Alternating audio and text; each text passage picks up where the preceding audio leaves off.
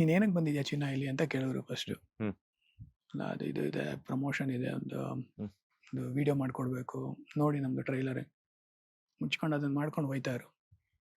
ಹ್ಮ್ ಹ್ಮ್ ಹ್ಮ್ ಏನೇ ಆಗಿದ್ರು ನಂದು ಅವಂದು, ನಮ್ಮಿಬ್ಬರ ಮಧ್ಯೆ ಇದು ಕಡ್ಡಿ ಅಳ್ಳಾಡ್ಸೋದು ಇಲ್ಲ ಅವನ ಬಗ್ಗೆ ಕಂಪ್ಲೇಂಟ್ ಎತ್ಕೊಂಬರೋದು ಅದೆಲ್ಲ ಮಾಡಬೇಡಿ ಇಲ್ಲಿ.